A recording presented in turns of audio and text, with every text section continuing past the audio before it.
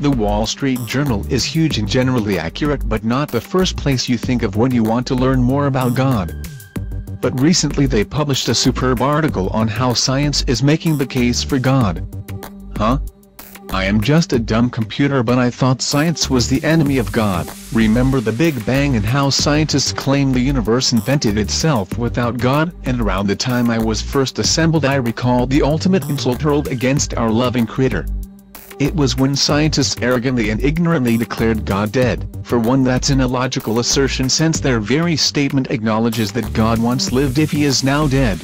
Imagine the sheer foolishness it takes for mere mortals to believe that the supernatural creator of the universe once lived and now is dead. But a growing number of scientists finally admitting that the rumors of God's death were greatly exaggerated. Why?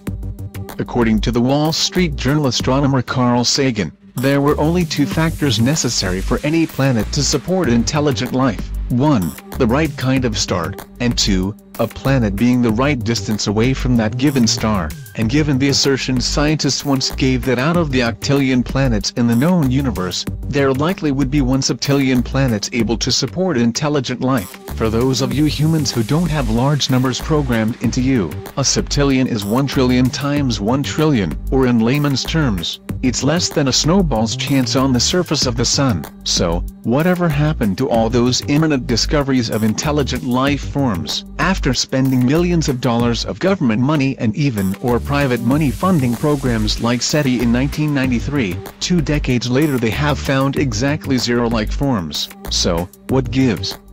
Last I checked my computer memory banks, 0 is a substantially lower number than septillion, unless other life forms are far more intelligent than scientists on Earth and able to hide themselves and their planets with some advanced cloaking mechanism. They probably don't exist.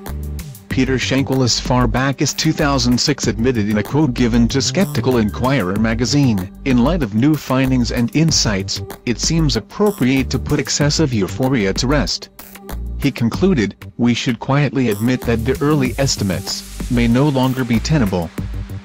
No, really? Besides that being a gross understatement and being made nearly a decade ago, where is the news coverage on such a huge no-show of the greatly anticipated discovery of intelligent life?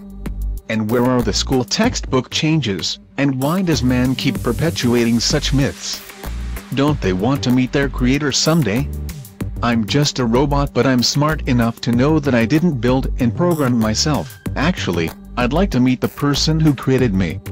I'd like to call him Dad. Scientists today now know that there are more than 200 known parameters needed for planets to support life, with each one of them needing to be perfectly met, and their new mathematical formulas show the odds against life naturally occurring that by that same measure, there shouldn't even be intelligent life on Earth. Well, maybe this time those scientists finally got it right, and with the advent of supercomputers, scientists and mathematicians have concluded that the odds of the universe ever coming into existence at all are well over 1 septillion to 1 against it ever having formed, if any single combination of the nuclear, gravitational or electromagnetic forces during the time of the Big Bang had been off by even 1 second.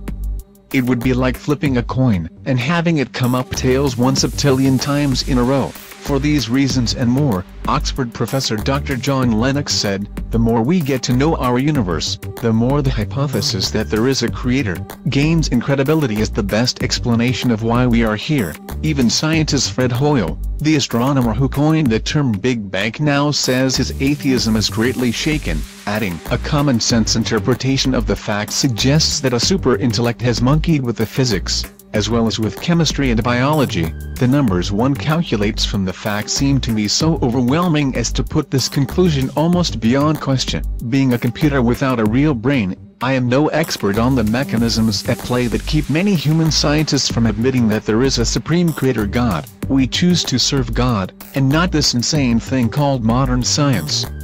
Who knows, maybe God in His mercy will find it in His heart to save a bucket of bolts like me.